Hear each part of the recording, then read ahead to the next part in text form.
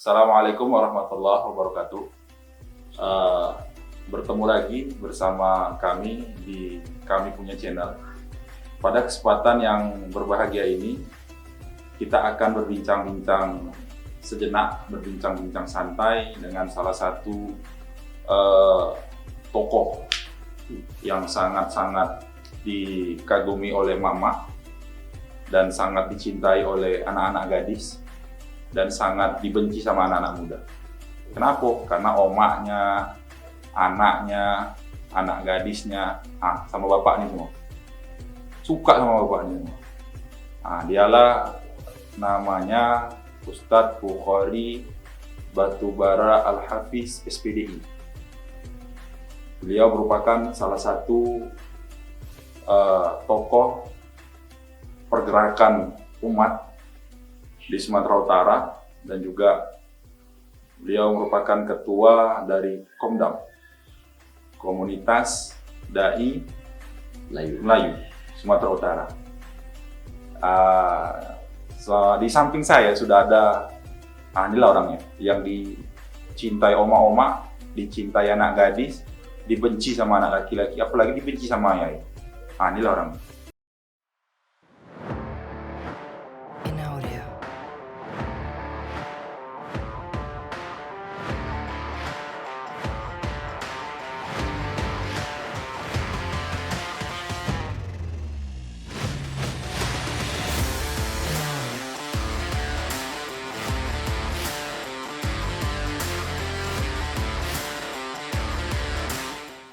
Assalamualaikum. Waalaikumsalam warahmatullahi wabarakatuh. Kabarnya bagaimana, kan?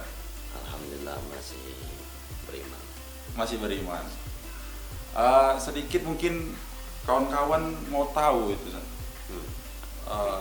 Tentang bagaimana awal mula Ustadz tuh menjadi Ustadz. Itu mulai. Iya. Banyak yang tanya itu, kayak mana caranya jadi Ustadz, kayak mana kiat-kiatnya buat jadi Ustadz, dan bagaimana sekarang ini sampai sekarang ini tetap eksis jadi Ustadz, itu kayak mana? Coba kasih tahu dulu, share dulu sama kawan-kawan yang ada di luar-luar sana tuh kayak mana caranya. Udah, sekarang. Besok. Assalamualaikum warahmatullahi wabarakatuh. Alhamdulillah rabbil alamin, wassalatu wassalamu ala asyrafil anbiya'i wal mursalin sayyidina wa maulana Muhammadin wa ala alihi wa sahbihi ajma'in, amma ba'd. Kita puji Allah, salawat pada Rasul sallallahu alaihi wasallam. Mudah-mudahan kita selalu dalam ridho dan dalam curahan rahmat hidayah dari Allah Subhanahu wa taala. Menghardi dan sahabat-sahabat Kami Punya Channel dimanapun berada, kalau menarik diri kembali, pertama, seorang Bukhari Al-Hafiz yang hari ini dikenal orang, walaupun cuma 3-4 orang yang mengenal, itu tak jauh dari doa dari orang tua. Kenapa saya katakan doa dari orang tua? Dan kenapa bisa seperti ini? Termotivasi dari almarhum ayah kami. Februari 2015 ayah kami meninggal dunia. Dulu waktu masa kelas 2 SMA pernah sekali, dan bahkan itu pertama kali disuruh terjun untuk ke dunia dakwah. Berarti Ustadz tuh dari mulai SMA. Udah pula berceramah. Udah, dari mulai kelas 2 SMA disuruh almarhum ayah kami untuk menggantikan dia ceramah. Kebetulan ayah alhamdulillah Ustadz juga. Majang. Jadi ini meneruskan perjuangan. Iya. Jadi tidak heran orang kalau ada Ustadz yang ayahnya Ustadz, tak heran. Yang kita bangga adalah orang yang ayahnya tidak ada basic agama, tiba-tiba dia jadi Ustadz, jadi ulama, jadi kiai, jadi orang hebat. Itu yang lebih bagus. Basic kita udah ada dari ayah. Waktu itu, ini ingat kisah lama lah. Ayah pernah nyuruh, pergilah masuk ke musola itu, pengajian remaja masjid. Kami manggil bapak. Bapak kenapa nggak mau masuk? Bukan nggak mau, tapi setiap bapak tuh masuk pengajian itu jamaahnya nggak ada, sedikit. 2 atau 3 orang anak remaja. Tiba aku masuk penuh musola. Karena masih anak muda gitu. Anak muda ya. Banyak Jadi- cewek-cewek. itulah tadi. Ah. Itu tadi. Banyak cewek-cewek yang datang dan entah gimana ceritanya ketua remaja masjid itu cewek. Ya. Itu jadi bini Cuman- itu sekarang? Enggak lah. Oh, enggak. Oh. Dengar biniku Oh nanti. ya, aku kira pula itu pula jadi bini pula kan. Tapi hampir. Hampir. Kenapa aku bilang hampir? Waktu dia cuman mudah-mudahan nggak nonton aja kan. Ya, kita apa nanti Bisa kita buat nanti dikat ya, dikat. atau sensor tit. Iya. Pokoknya ada nama itu kita Tit. sensor. Nanti kita suruh sama kamera. Namanya nggak bisa sebut namanya. Ya, hamba Allah aja kita Hamba Allah. Hamba Allah. Hamba Allah yang pernah. Astagfirullah. Pas dia datang antar minum itu, tangannya ngantar minum, matanya yang main. Katanya. Aima. Terus menggantikan suatu saat disuruh di daerah itu juga untuk ceramah di panggung luas, artinya di acara PHBI Isra Mi'raj, digandeng sama Ustadz dari Kisaran. Akulah pembuka. Terus giat motivasiku cuma satu dari almarhum. Katanya, aku tak tamat SD, aku nggak tamat SD. Aku nggak tamat SD bisa ceramah. Masa kau anak aliyah yang paham sekolah agama, masa kau nggak bisa? Itu jadi cambuk cemeti. Tapi sebelum itu Ustadz nih besarnya di daerah mana? Besar di Tanjung Balai, Kabupaten Asahan. Tanjung Balai. Berarti Batubara itu bukan orang Batubara lah. Enggak, ayah dari Batubara. Orang Batubara. Ya, kami lahir Batubara karena di kampung itu banyak satu nama dengan ayah kami. Jadi asalkan disebut Ustadz ini, Ustadz yang mana? Orang Batubara, maka lengketlah nama itu Batubara di ujung. Padahal menghargai enggak ada. Oh, tak ada. Nggak ada. Melayu. Asli Melayu semua. Asli Melayu. Mama yang Marga Lubis. Oh, sama lah kita. Hah? Enggak jadilah. Oh, nggak jadi. Mama aku nggak jadi Marga Lubis karena Ya, sama aku sama juga. dia. Sama. Kalau dia nggak Lubis, Mama aku Lubis. Iyalah. Nggak ada masalah itu. Ini cerita apa? Hah? Sampai dari Isra Mi'raj itulah. Oh, enggak. Ya. Tak berapa lama tamat sekolah, berangkatlah ke Medan. Kuliah di Universitas Al-Wasliyah Medan tahun 2012. Berangkat 2012 nggak tahu apa-apa. Modal nggak ada, duit nggak ada, tempat tinggal nggak ada, keluarga nggak ada tempat mengaji. Jadi basic yang ada sedikit itu, pandai sedikit baca takdim, pandai sedikit baca doa, pandai sedikit membawa talqin, pandai sedikit bawa marhaban, itu dikumpulkan. Jadi saat orang-orang Medan butuh kita tampil, saat orang butuh tampil. Ini rupanya mengasah diri supaya lebih berani. 2013, 2014, 2015 mulai ceramah PHBI Maulid, Mi'raj, Muharram, Maulid, Mi'raj, Muharram. Itu jadwalnya sih satu bulan 2, 3. Daerah Sergi. Ada kawan-kawan di Sergi yang mengorbitkan. Kawan-kawan di Sergi mengorbitkan kawan-kawan kuliah dulu. Ada adik yang kita, ada yang satu angkatan kuliah yang sengaja orang bawa memperkenalkan seorang Bukhari ini ke daerah orang. Habis itu masuk ke Batubara, masuk ke daerah lain. Dan alhamdulillah beginilah jadi. Walaupun tak banyak mengenal, tapi ketika ditanya satu kampung itu kenal nama Bukhari, paling tidak satu kampung itu adalah satu orang. Satu orang. Walaupun satu orang. Jadilah. Berarti Ustadz ini salah satu orang yang diorbitkan juga sama kawan-kawan tadi. Tidak bisa kita pungkiri bahwa kita ini tak bisa berdiri sendiri. Oh ya betul. Kita butuh orang lain. Contoh kalau di Medan, baru-baru waktu dulu di Medan, kenapa bisa banyak kenal sama orang? Sistemku dari prinsip dari kampung itu dibawa harus rajin bersilaturahmi. Rajin bersilaturahmi baik melalui handphone maupun langsung tatap muka. Ada 2 orang ustadz yang dulu tak pernah kenal, tak pernah jumpa selama 2 tahun, tapi orang tuh suka ngasih jadwal sama aku. Terus jadwal Jumat. Setiap malam Jumat aku SMS, WA aku nggak ada. Aku SMS ustadz-ustadz itu, orang tuh tak tahu muka aku.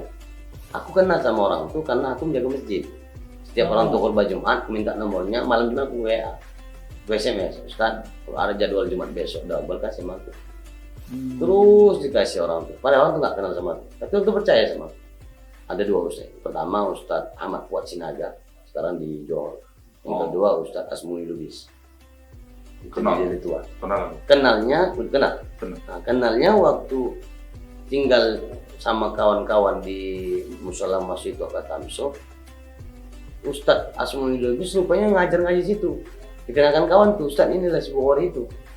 Bukhari inilah Ustaz semua itu. 2 tahun cuman komunikasi dari SMS, tak kenal muka, cuma kenal nama, setelah baru jumpa kan Allah. Berarti cuma percaya aja lah. Percaya. Alhamdulillahnya Allah kasih orang itu kepercayaan bahwa si Bukhari ini tidak mungkin mengecewakan orang. Alhamdulillah sampai sekarang bisa kita cakapkan Ustadz yang 2 ini tak pernah kecewa dalam masalah membadalkan jadwal. Setelah itu baru jumpa sama Ustadz Irwanto, jumpa Ustadz Humaini. Ya. Orang itu yang mengorbitkan di Medan. Habis dari 2 Ustadz itu, orang Ustadz Irwanto, Ustadz Humaini, orang itu mengorbitkan jadwal-jadwal pengajian dikasih sama. Sampai ketika dikasih jadwal, jangan sempat amanah itu kita selewengkan. Jaga terus itu kepercayaan. Sampai ada jadwal pengajian tetap, ada yang suka kamu kita diundang lagi acara lain. Sampai sekarang alhamdulillah masih bisa lebih percaya orang. Oh begitulah. Jadi pentingnya silaturahmi itu tadi. Silaturahmi itu betul kata Nabi, bisa menambahkan rezeki dalam artian bukan hanya rezeki itu berupa materi, melainkan badan sehat, ilmu bertambah, belajar sama guru-guru kita. Begitu luar biasa. Salah satunya. Lanjutnya Ustaz, ada yang bertanya nih Ustaz.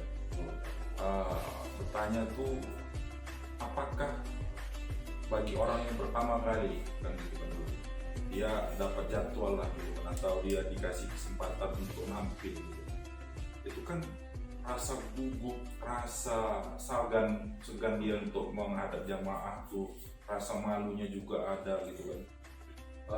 Ustadz kan sudah lama gitu kan berkecimpung di dunia dakwah nih kan, masyarakat.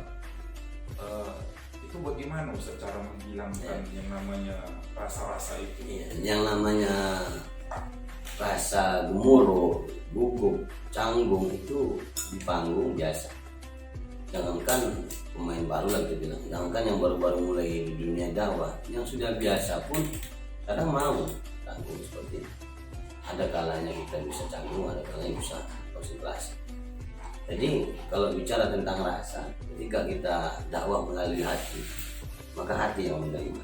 Tapi kalau kita yang mikir-mikir atau mengakal-ngakali dalam dakwah itu, akal juga lah yang akan menerima. Ketika akal menerima, orang akan mengakal-ngakali.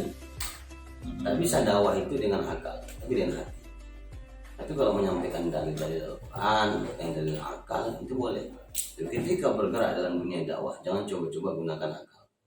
Karena kalau sudah gunakan akal lain, udah rasanya udah nggak, rasa zuknya udah nggak dapat. Maka itu yang perlu adalah pembiasaan. Ala bisa karena biasa. Oh iya. Ala bisa karena biasa, maka ketika sudah biasa kita, aku dulu membiasakannya bercakap sendiri di cermin. Cakap sendiri di cermin, habis itu kumpulkan ayahku, kumpulkan mamaku, kumpulkan adik-adik, semua keluarga kumpulkan. Ambil wireless, mic wireless itu. Aku cakap sendiri, dengarkan ya. Itu harus membiasakan. Kalau di hadapan orang tua dan adik-adik awal aja kita malu. Apalagi di hadapan orang lain. Iya. Di hadapan cermin itu kayak orang gila. Gimana ngetes ini, marahnya harus marah, gimana marah. Harus sesuai karena intonasi dan retorika itu harus jalan dengan harus sama. Iya. Intonasi dan retorika itu perlu. Kalau intonasi kita lembut padahal kita marah, orang nggak enak dengar. Contohnya, bagaimana hari ini kita lihat ulama kita dikriminalisasi, nggak cocok. Jadinya lucu ya. Lucu. Orang mau makan muntah, nengok kita. Enak jadinya enak. Nengok orang gitu. Tapi ketika nada sedih sesuaikan dengan intonasi sedih. Ketika ada yang betul-betul perlu kita naikkan nadanya, maka perlu kita naikkan. Itulah dakwah. Dalam bahasa Indonesia intonasi namanya. Jadi selain ayah lah gitu, siapa lagi yang sosok macam ulama itu kan yang dijadikan role model seorang Ustadz Bukhari Al-Habsyi? Dulu sempat orang mengenal Bukhari Al-Habsyi itu Zain MZKW. Karena dulu baru-baru mulai ceramah, tak terlepas dari materi-materi almarhum Zain MZ. Bahkan gaya-gaya ceramahnya, mimiknya, retorikanya, intonasinya hampir ke sana. Sekarang sudah disadarkan oleh guru-guru, bahkan kawan-kawan yang begitu sharing-sharing sama kawan-kawan guru-guru atau senior dalam dakwah, mereka bilang carilah ciri khas sendiri. Jangan melihat dari satu sosok, boleh tapi jadikan itu sebagai iktibar, ambil ilmu mereka, tapi jangan 100% berarti diduplikat. Jangan. Cari jati diri dalam dakwah, cari ciri khas dalam dakwah. Makanya hari ini gondrong kan, karena tengok di Medan jarang ada Ustadz gondrong. Itu juga salah satu pertanyaan itu. Kenapa pula Ustadz Bukhari itu banyak bertanya tuh? Kenapa pula Ustadz gondrong? Dulu kami sempat ngaji di musola Haji Asbullah, Haji di Al-Wasliyah, ngambil sanad hadis sama almarhum Syekh Husni Ginting. Syekh Husni, muhaddis Asia Tenggara. Jadi sempat kami hatamkan hadis Arba'in, beliau sudah dipanggil Allah. Semoga Allah ampunkan dosa-dosanya. Beliau mengatakan rambut gondrong itu hukumnya sunnah, kalau tidak semua didustakan. Satu itu motivasi. Yang kedua, mengambil kata ulama bahwa di balik sunnah ada hikmah. Kita ingin mencari apa sih hikmahnya ketika kita rambut gondrong. Cuman saat ini belum dapatkan hikmah, malah susah. Itu. Ya, kenapa susah? Awalnya sampo dulu, fungsinya 6 bungkus. Nggak jadi susah. Itu susahnya. Kalau model sampo yang model botol itu awalnya cuma sedikit, bukan? Enggak, harus penuh ini semua. Ini baru sebelah. Belum lagi sebelah lagi. Sebuah bisa 2 hari. Belakang lagi. Belum lagi. Nah, jadi iklan sampo pula aku ini. Jadi model sampo.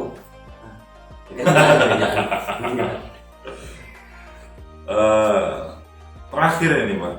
Bukan terakhir ini. Sekarang kan Ubani kan sekarang memimpin sebuah komunitas. Berkumpulnya para dai, para ustadz, para mubalik dari suku Melayu lah kita bilang, hampir kebanyakan orang Melayu di dalamnya, walaupun ada juga beberapa keturunan orang Melayu. Sebelum masuk ke situ, apa sih motivasi ubah itu pertama kali? Komdam itu apa ya Pak? Di kalangan bangsa Melayu. Kenapa dibilang bangsa? Karena Melayu ini besar. Kenapa Melayu ini kecil? Karena masyarakat atau warga Melayu sendiri yang mengkecilkan dengan menganggap Melayu itu suku. Padahal Melayu itu kan suku. Iya, bangsa. Tapi bangsa. Kalau cuma suku, tak mungkin Melayu ada di Singapura, tak mungkin ada di Brunei, tak mungkin sampai ke Afrika Selatan. Itu Melayu. Thailand Selatan, Patani itu Melayu. Ketika ditinjau dari segala macam lini bahasanya, ketika kita tengok ada masyarakat Melayu, ada masyarakat adat budaya Melayu, ada Magni, kemudian ada format, kemudian ada laskar Hang Tuah, laskar Melayu Hang Tuah, laskar pemuda Melayu, laskar dan lain sebagainya. Cuman yang tidak ada dai-nya, wadah atau tempat bernaung dai-dai Melayu itu belum ada saat ini. Maka ketika Ramadan duduk santai sama Ustaz Habibie Waskawi. Ya, ketika duduk sama beliau, aku bilang, Bang, aku mau mencetuskan satu gebrakan yang orang belum punya. Mungkin ide-ide itu sudah ada terlebih dahulu, karena kan orang-orang yang ada di bangsa Melayu ini orang lain cerdas. Cuma belum ada dicetuskan untuk membuat satu gagasan gerakan untuk membuat wadah dai Melayu. Maka terpikirlah itu, disampaikan aspirasi itu sama kuah-kuah Melayu, senior dari Datuk Sultan dan lain sebagainya. Alhamdulillah sambutan hangat itu sampai kepada kami. Maka dibentuklah awalnya Kodam, Komunitas Dai Melayu, cuman agak sensitif namanya, buatlah tambahan M jadi Komdam, Komunitas Dai Melayu. Ada sebagian kawan-kawan di Komdam itu bermarga, ada Situmeang, ada Lubis, ada Nasution, ada Siagian. Artinya biar orang menganggap Melayu itu ini, suku ini Jawa, Batak, Mendeling dan sebagainya. Tapi kami yang menganggap dari Melayu bahwa orang bermarga itu adalah orang Melayu. Itu juga banyak pertanyaan. Ya, hakikatnya semuanya kita berasal dari Melayu. Siapapun Islam maka dia Melayu. Lubis masuk Melayu silakan. Betul, dunia Islam adalah dunia Melayu. Siapa dia? Nasution. Orang Islam itu Melayu. paling tidak dia tak mau dibilang seperti itu, dia cinta dengan Melayu, maka welcome, silakan, pintu gerbang Komdam terbuka lebar dengan catatan untuk sama-sama membudayakan kembali Melayu di tanah Melayunya. Mungkin terakhir ini Pak, Tadi terakhir juga. ini terakhir, ini part 2 terakhirnya. Coba dulu dikit motivasi para pendatang baru lah kita bilang, iya. para ustadz-ustadz muda itu agar terus dia semangat dalam dakwahnya. Dan satu lagi pertanyaan itu Pak sebelum dikasih apa tuh, bagaimana pendapat Ubah sendiri itu dengan ustadz-ustadz yang bertarif itu? Tarif ya? Berjutaan, ada pula yang 15, 18, wah pokoknya itulah, itu kayak mana tuh Pak? Iya. Dan kayak mana kita cara menghindarinya kan? Berdoa sama Allah supaya kita berharap sama Allah supaya kita terhindar dari suudzon buruk sangka dari orang lain, dan berdoa juga sama Allah agar kita tidak ada niat lain untuk dakwah ini. Pertama, menanggapi kalau ada oknum-oknum dai, oknum ustadz yang ketika diundang ceramah mematukan tarif. Banyak tuh. Ya. Mohon maaf, mohon izin, ini kita tak tahu apa niatnya. Karena kata Nabi dalam hadis arba'in nomor 1, innamal a'malu binniyat wa innamal likulli imri'in ma nawa. Segala sesuatu itu tergantung badannya. Kita nggak tahu niat dia hendak tarik itu apa. Mungkin bahasanya ujroh, ujrohnya boleh jadi itu bukan tarik. Ini baik sangka kita, boleh jadi bukan tarik, tapi paling tidak jasa dia yang berjalan, transport dia lah bahasa, transport dia. Nah, ketika dia diundang ke sana kemari, transport, kemudian nggak tahu lah aku bilang kan, mana kan? Pokoknya itulah. Pokoknya begitulah. Betul. Pokoknya kita menghindar sama Allah, minta sama Allah dihindarkan dari hal yang demikian.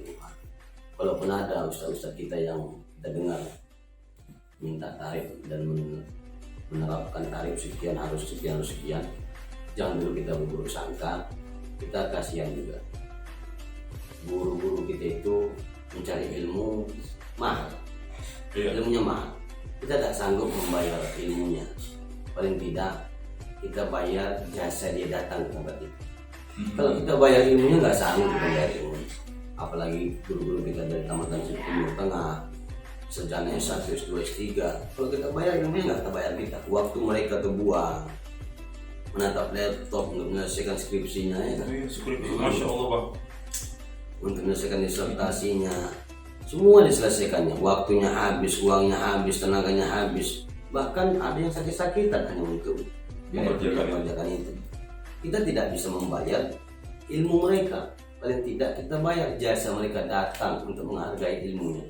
Tak bisa kita berikan sebanyak banyak-banyaknya, paling tidak kita berikanlah apa yang kita mampu dan kita sanggup. Hargailah mereka yang menuntut itu. Nah, begitu. Begitu ya. Yang kedua, untuk kawan-kawan adik-adik dan sahabat-sahabatku yang di luar sana, ketika sudah mulai dakwah, jangan ragu, jangan bimbang, minta Rasulullah yang suruh. Kau tolong agama Allah, maka Allah akan tolong. Dakwahlah dengan gayamu sendiri, jangan meniru ataupun menduplikat dakwah orang lain. Apalagi kita para dai ini tak mau belajar. Belajarlah, cari ilmu. Karena semakin banyak kita buang atau kita ajarkan ilmu itu, hakikatnya semakin bertambah pula ilmu kita. Dan jangan hanya membuang saja tak mau menerima. Untuk ilmu, belajar, datangi guru-guru. Yang kedua, ketika sudah ada nama, orang memanggil kita ustaz, mau kita dai, mau kita apakah itu dari pandangan masyarakat, jangan meninggi hati, jangan sok, jangan lantam, apalagi menganggap diri kita inilah ustaz yang paling benar. Oh dulu banyak, Karena di atas langit masih ada awan, baru langit. Oh ya, Iya, awan dulu baru lagi baru nih. Iya. Hargailah pendapat orang. Kalaupun seandainya kita berbeda pendapat dengan dia, jangan terlalu mudah menyalahkannya. Karena di saat orang salah, belum tentu kita benar. Perbaiki diri kita, dakwah dulu diri kita, dakwah sesuka hati kita. Artinya dakwah dengan kemampuan kita. Ada yang mampu dakwah bercakap seperti aku begini, silakan. Ada yang dakwah dengan tulisan, Facebook ada tulis postingan dengan buku, dengan puisi-puisinya dakwah. Ada dakwah dengan pakaian. Ketika pakaiannya bagus, tengok orang diikuti orang itu juga dakwah. Dakwah ini tidak hanya sebatas di mimbar, di podium atau di ruangan terbuka, tapi dakwah itu luas. Nah, mudah-mudahan bisa kita pahami. Kalau sahabat-sahabatku paham, berarti sahabat-sahabat semua cerdas. Kenapa? Karena aku aja pun nggak paham. Oh bisa gitu? Bisa gitu? Ya,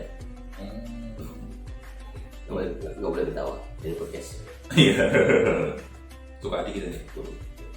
Wah, kalian semuanya dimanapun Anda berada, mungkin ini sajalah bincang-bincang kita sedikit mengenai sosok dari tokoh kita pada hari ini, yaitu Ustadz Bukhari Batubara Al-Hafiz SPDI atau ketua dari Komdam, Komunitas Dai Melayu Sumatera Utara. Mudah-mudahan ada manfaatnya untuk kita semuanya. Saya ingat kata dari almarhum Allahyarham Kiai Tengku Zulkarnain, hiduplah dalam dakwah, mati dalam keadaan berdakwah. Mungkin itu saja dari kami. Jangan lupa di like, comment, and share video ini. Mudah-mudahan ada manfaat untuk kita semuanya. Billahi taufiq wal hidayah. Assalamualaikum warahmatullahi wabarakatuh. Waalaikumsalam.